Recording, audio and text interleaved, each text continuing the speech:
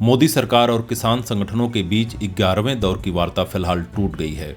कृषि मंत्री नरेंद्र तोमर ने कहा है कि कृषि कानूनों में कोई कमी नहीं है और इन कानूनों को 1.5 साल तक रोकने से बेहतर प्रस्ताव सरकार के पास नहीं है। मुझे लगता है कि हमारे पास जो सबसे बड़ा प्रस्ताव हो सकता था वो सरकार ने आपके समक्ष रख दिया है।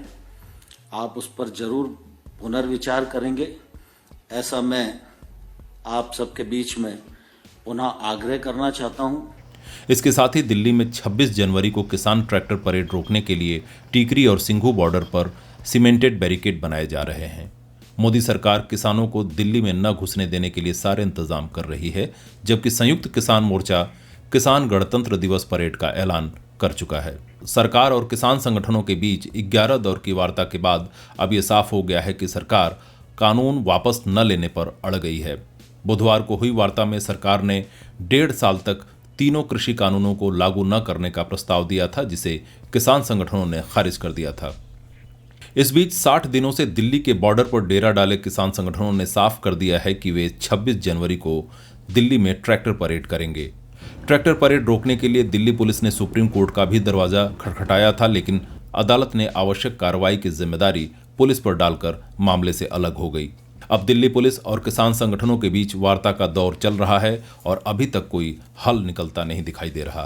किसानों की ओर से ट्रैक्टर परेड की तैयारियां जोर शोर से चल रही है। संयुक्त किसान मोर्चे ने हर घर से एक व्यक्ति को 26 जनवरी को दिल्ली पहुंचने का आह्वान किया है। उधर हरियाणा और यूपी सरकार ने ट्रैक्टर परेड को रोकने के लिए पूरा जोर लगा दिया है।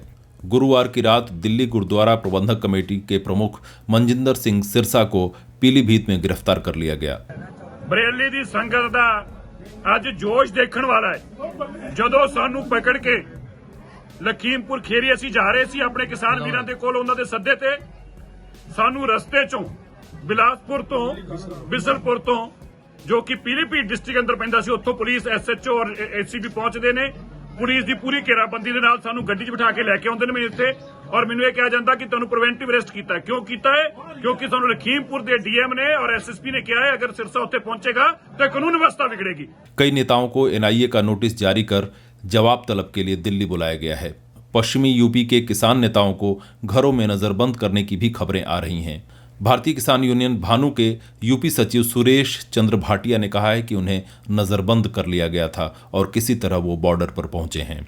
हमें हर जगह रोका जा रहा है। हमारे जितने भी हमारे पदाधिकारी हैं उनके घर में नजरबंद किया जा रहा है, उन्हें ब्लैकमेल किया जा रहा है। भाई साहब आप मत जाइए। ये क्या है सर? ओडिशा से नवनिर्माण किसान संगठन की चली किसान यात्रा को यूपी में जगह जगह रोका जा रहा है और सभाएं नहीं होने दी जा रही हैं। संयुक्त किसान मोर्चे ने इसकी कड़ी निंदा की है। पंजाब से किसानों को दिल्ली पहुंचने से रोकने के लिए हाईवे तक को खुदवा देने वाली हरियाणा की खट्टर सरकार ने राज्य पुलिस की सारी छुट्टियां रद्द कर दी हैं। मोदी सरकार ने 3 कृषि कानूनों को जब से पास कराया है, किसान संगठन इसका विरोध कर रहे हैं। पंजाब में अडानी अंबानी के प्रतिष्ठानों पर धरना चल रहा है। हाईवे के टोल बूथों को किसानों ने फ्री करा दिया है। चंडीगढ़, अमृतसर, जालंधर, लुधियाना और अन्य शहरों में रिलायंस स्टोर बंद करा दिए गए हैं। यहां तक कि FCI के लिए बनाए गए अडानी के अनाज गोदामों को भी निशाना बनाया गया है। जियो के टावर तोड़े गए हैं। इस आंदोलन में अडानी और अंबानी को निशाने पर लिए जाने के बाद दोनों ही व्यावसायिक घरानों ने विज्ञापन देकर सफाई पेश की है। पिछले 6 सालों में नरेंद्र मोदी ने मजबूत इरादे वाले प्रधानमंत्री की जो छवि बनाई थी, किसान आंदोलन ने उसे तार-तार कर दिया है। इसका अंदाजा इस बात से लगाया जा सकता है कि किसान प्रदर्शन शुरू होने के बाद कई बार प्रधानमंत्री ने कृषि कानूनों को किसानों के हित में बताया, लेकिन इसका कोई असर नहीं दिखाई दे रहा।